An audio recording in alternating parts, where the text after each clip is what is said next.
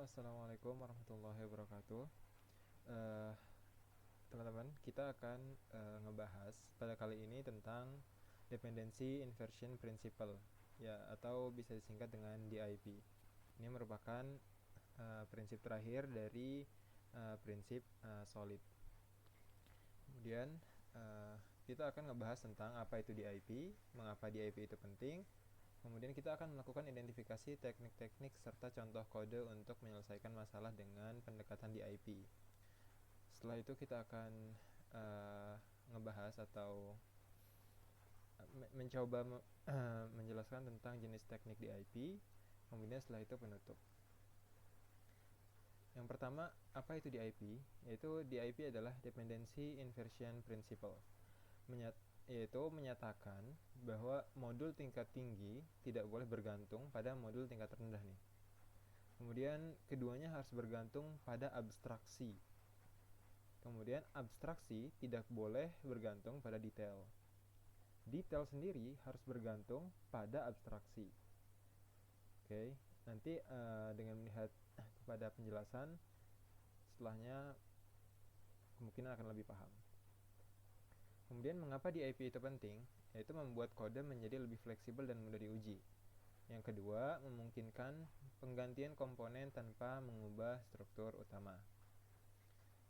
Yang ketiga, kita akan melakukan identifikasi teknik-teknik serta contoh kode untuk menyelesaikan masalah dengan pendekatan DIP. Di sini bahasa yang kita analisis adalah C# ya. Oke, saya mau ke GitHub dulu, yaitu di sini. Yang pertama kita memulai dengan CID developer CS ini, file ini. Nah, file ini merupakan interface atau abstraction dari kode-kode yang akan menjadi detailnya nanti. Nah, ini adalah interface-nya, yaitu ID developer. Jadi nanti semua yang di bawahnya ID developer itu harus ada si develop ini. Kemudian kita lanjut ke backend-nya, misalnya backend developer. Di backend developer ini merupakan concrete dari kelas atau lower modulnya, yang dimana dia mengaitkannya ke ID developer dengan tetap mengimplementasikan develop di sini, ya, dengan tetap mengimplementasikan develop di sini. Nah, demikian pula file yang lainnya gitu. Kita akan ngebahas di front end developer sama. Front end developer juga dia nyangkutinnya atau nge-connect-nya tuh ke ID developer. Tapi di file ini juga harus tetap ada si kelas develop ini sendiri. Jadi mereka terpisah namun tetap bergantung ke satu abstraksi. Mungkin seperti itu teman-teman. Oke, kita akan lanjut ke slide-nya. Yang berikutnya adalah jenis teknik DIP, yaitu yang pertama dependency injection, sebuah prinsip desain di mana objek atau komponen tidak membuat atau mencari dependensinya sendiri nih, melainkan dependensi tersebut diberikan kepadanya dari luar. Mudahnya bayangkan nih, kamu mau buat secangkir kopi. Daripada harus tanam biji kopi, memetik, habis itu ngegiling, menyeduh sendiri, itu kan cukup merepotkan ya. Kita cukup ngasih tahu ke barista aja nih, saya mau kopi hitam gitu. Barista yang akan nyiapin nih semua bahannya, air, mesin, kopi. Kemudian dia menyajikannya kepada kita. Terus kita nggak perlu tahu nih bagaimana kopi itu dibuat. Yang penting kita dapat kopi gitu aja, sesimpel itu.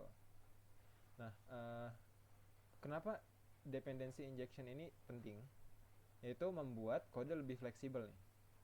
Gampang juga diujinya dan dipeliharanya pun gampang karena ini terpisah kan.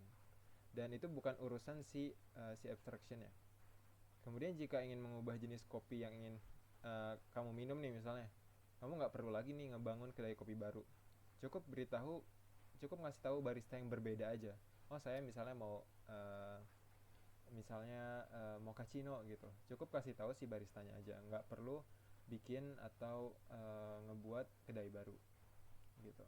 Kemudian yang setelahnya itu factory pattern, yaitu sebuah pola desain yang menyediakan antar muka untuk membuat objek dalam sebuah superclass, tetapi tetap membiarkan subclassnya memutuskan kelas objek mana yang akan diinstansiasi. Nah, simpelnya kamu punya pabrik mainan, habis itu kamu ingin membuat berbagai jenis mainan, mobil, boneka, robot. Daripada kamu membuat setiap jenis mainan dari awal di satu tempat, kamu punya pabrik terpisah untuk setiap jenis mainan tersebut. Contohnya pabrik mobil, pabrik boneka, pabrik robot. Nah, kamu hanya perlu memberitahu pabrik utama jenis mainan apa yang kamu inginkan. Kemudian dia, yaitu si pabrik utama, bakal ngarahin nih ke pabrik yang tepat untuk membuatnya. Begitu pula di dalam code. Nah, kenapa hal ini penting? Karena menyembunyikan logika pembuatan si objek yang kompleks ini. Jadi si pabrik boneka nyembunyiin pembuatan pabrik boneka. Nah, kita tuh kan pengen ya bonekanya aja, karena yang kita ingin ya bonekanya aja gitu. Nah, pabriknya nggak perlu dikasih lihat gitu pembuatan bonekanya. Dan hal ini dapat memungkinkan untuk membuat objek tanpa tahu detail konstruksinya. Akan sangat berguna ketika kamu memiliki banyak jenis objek yang serupa tapi berbeda dalam cara pembuatannya gitu. Jadi logiknya itu disembunyiin, guys. Kemudian yang ketiga, strategi pattern. Ya, ini pola desain perilaku yang memungkinkan Anda mendefinisikan keluarga algoritma. Nah, kalau pattern itu berarti berhubungan dengan algoritma, menempatkan masing-masing algoritma ke dalam kelas terpisah dan membuat objeknya dapat ditukar satu sama lain. Simpelnya, kamu memiliki aplikasi navigasi GPS misalnya. Ada beberapa cara untuk sampai ke tujuan. Ada jalur tercepat, jalur terpendek, atau jalur yang sedikit tol, jalur untuk jalan kaki, jalur untuk apalagi misalnya banyak, jalur untuk uh, um, yang melewati pasar, banyak. Daripada harus menulis semua logika navigasi itu dalam satu fungsi besar, kamu membuat strategi terpisah untuk setiap jenis navigasi. Ketika kamu ingin bernavigasi, kamu cukup memilih strategi yang kamu inginkan dan aplikasi akan menggunakannya. Nah, ini logik dari setiap jalur-jalur tadi ya, beberapa strateginya. Nah, hal ini tuh penting karena bikin kode lebih bersih, mudah dipahami. Karena logika yang berbeda diisolasi kan. Kemungkinan kamu mengubah perilaku suatu objek pada saat runtime atau saat program sedang berjalan tanpa harus mengubah struktur kode utamanya. Oke. Singkatnya, dependency injection memberikan objek apa yang mereka butuhkan daripada mereka mencari sendiri dan melakukan itu semua sendiri gitu. Kemudian untuk factory pattern, cara yang terorganisir nih untuk membuat objek yang berbeda. Kemudian untuk strategi pattern, cara untuk mengganti perilaku atau algoritma yang berbeda pada suatu objek. Kemudian thank you semua. Mungkin sampai sini aja penjelasan saya tentang DIP. Sampai ketemu di pelajaran setelahnya.